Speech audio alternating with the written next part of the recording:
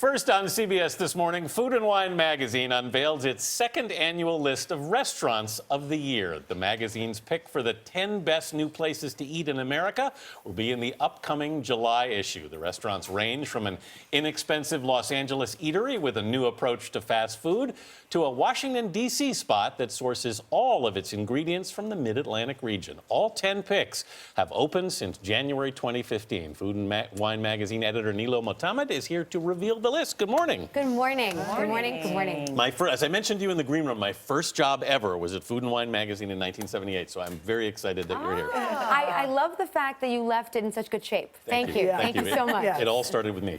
You've got a really cool list here, and one of the restaurants on the list, local in Watts, is actually a fast food restaurant.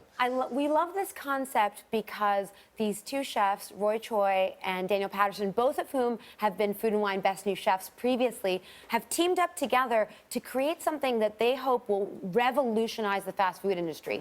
Now, this is not fast food the way you originally think about it. This is kind of healthy fast food. No soda, no French fries. No soda, no French fries. They're actually sneaking tofu and healthy ingredients into things like cheeseburgers. And the amazing thing is that sneaking. Well, you know. And they're actually expanding. They're going to make this a chain. Well, they're using this as an incubator for.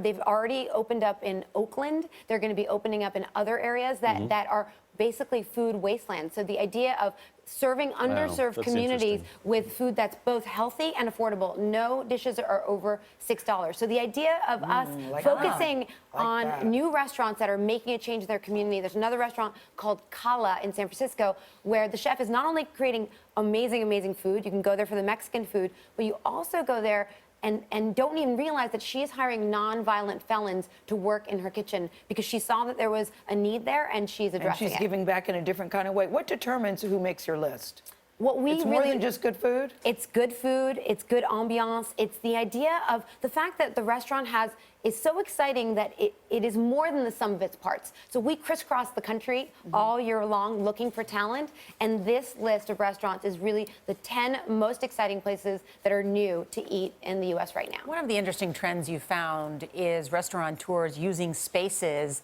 that are different in order to transform into a place where you can go eat and enjoy good food. So there's a place called Laundrette in Austin, and it's actually a former laundromat.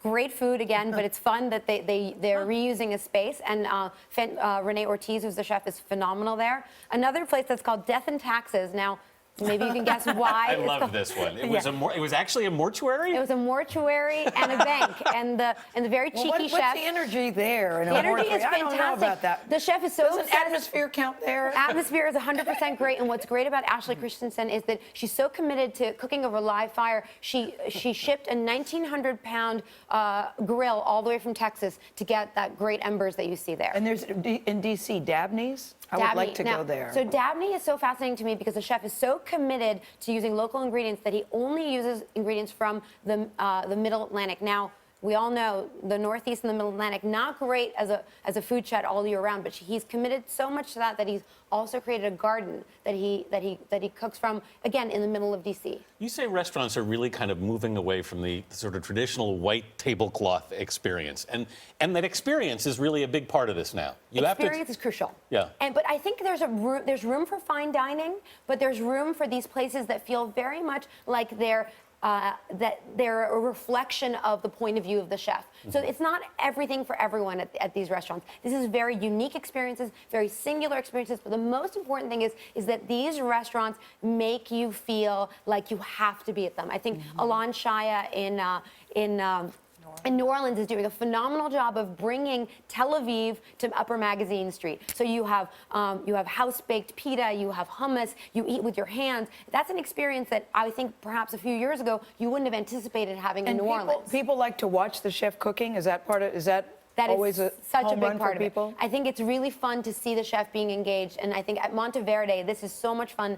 In Chicago, another restaurant that has become so seminal to its neighborhood in the West Loop, you can literally watch an Italian grandmother, does not speak a word of English, making your pasta. You order the pasta, and then you're watching her in the middle of the restaurant making that pasta for you, and then it comes out to you. I like that. Yeah. I'm glad I did that. That's my job. Also, 3 of the top chefs on the list are women here, Which right? we're very happy about. Yeah. We're happy to see women excelling in the culinary field. Thank you so much. Thank you. Nice to Very see you. nice to meet you. Yeah. Thank you. Really nice job.